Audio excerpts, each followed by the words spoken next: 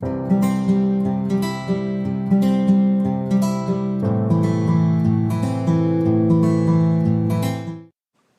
is 638 day that I'm here to share lessons I learned, and I'm learning. I hope those lessons support your dreams, your goals, allow you to become the person that you want to become. Today I'm going to speak about fear. Fear is one thing that is holding you back from really achieving a lot of things in your life. If not fear, you can pursue so many great things. So fear is a lot of times the one thing that is really sabotaging your future. It doesn't allow you to have the things that you really dream about. So it's very, very important to really understand how to overcome fear, because if you never overcome your fear, you will never change your station, you will never achieve the things that you really want. And your friends, your family will not have the life that they deserve because you're not able to overcome the fear. And I truly believe that every single person has fears. And of course, we need to build that courage, because courage could be bigger than fear. But at the same time, we can do a few things that we could reduce the fear. I always believe that we need to work a little bit more on building the courage than reducing the fear, but sometimes we're able to reduce a little bit more fear as well, that courage could still grow at the same time. And of course, after our courage is bigger than our fear, we're able to take action and move ourselves forward. So today I will share 10 things, 10 small things that you and every single person could do to really be a little bit less fearful. I love the example that says that fear, anxiety, is exactly the same thing as excitement. And it's your choice. It's your choice to choose its excitement or fear. Because you take exactly the same activity. For one person will be fear, for other person excitement. And why is it that? Why is that? It's subjective. Because the fear is actual feeling. But it's on you to choose that. Is it excited or are you fearful? So let's look into 10 things that you're able to do to really reduce your fear little by little. There's no leap of change. So now the first one that we need to understand, that we need to identify the fear. Because sometimes people misidentify things. For example, let's say you do sales and you need to do cold calling and you're afraid of cold calls. So, and what is the reason that you're afraid of cold calls? You're afraid of rejection? It might be. You're afraid of judgment? It might be. So that means why are you afraid of cold calls? Or why are you afraid of public speaking? Why are you afraid of something else? So that you identify the fear and then figure out the cause. Because a lot of times you said, oh, I'm afraid of, because I'm shy. No, maybe you're afraid of rejection. Maybe you're afraid of judgment. Now, when you know exactly that you're afraid of rejection, so we need to work on that. Now, if you're afraid of judgment, we need to work on that. If you're afraid of something else, we need to work on that. So identify the fear is really one of the most important parts to work on it. Because if you're not aware of what you need to work on, it's very, very hard to improve. Number 2 is educate yourself. It's always second step. Now that means that then you find the fear that you're afraid of, like say rejection. So educate yourself. What other people do to overcome the fear of rejection? What other people do to overcome fear of judgment? What other people do to overcome all other kind of fears? Because a lot of times you're able to understand what other people did, what human behavior says about fear, and what you potentially could do to really improve. Number 3 is gradual exposure. So that means that if you are afraid to speak in front of people, so that means you potentially could have that speaking in front of one person, stranger, then in front of 2 people, then in front of 4 people, then in front of 8 people, then in front of 16 people, then in front of 32 people, then 64, and of course you know that after duplications, you start being able to speak in front of thousands of people. And sometimes you need to start from one person. You don't need to start from thousands and thousands from the start, but you're able to start from 1, 2, 4, 6, 10. So that means that gradual improvement is one of the best ways to really overcome fears. It should be that. Number 4 is practice relaxation. So what I mean with that is that mindfulness, meditation, all those kind of allow you to really relax. Because a lot of times when people are fearful, they all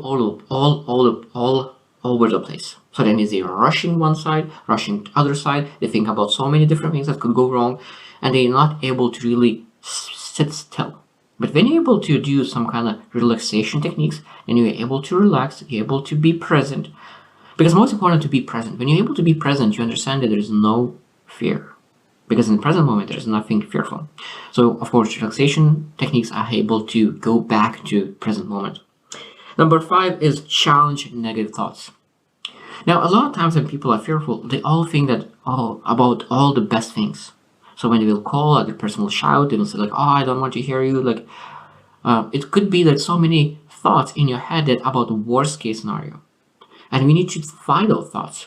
And we say, okay, when I will call a person, that person will be looking forward to hear from me and he will be super excited to speak with me. So that means we need to change our expectations. When we change our expectations, we'll move from fear to excitement. Because if you know that when you will call someone, someone will be super excited to hear from you, what you will be? You will be excited, you will not be fearful. How you can be fearful when you know that when you will call someone, they will be super happy to hear you? Of course, you will be excited. Number 6 is seek support. So that means when you have a fear, it's always good to ask someone else. How did you overcome your fears? What did you do? And allow other people to influence you in a positive way. Because it's hard sometimes to figure out everything by yourself. Like on Earth, we have 7 billion people for a reason. Because we are community people. We need to ask for help and support and really help other people to be kind to you. Number 7 is visualize success. So that means that if you are planning to do something fearful, even jumping from the plane, and that's potentially could be fear and excitement at the same time. And even you can visualize how you jump out of the plane and how you fly in the air, all the things that could be in a calling a prospect as a salesperson. You can visualize success. It means that a person will be super happy to hear you and even potentially purchase a product that you offer. Number 8 is set achievable goals. Because that is very, very important for the progress. And this is very, very important for gradual exposure, because set achievable goals and gradual exposure is very, very similar.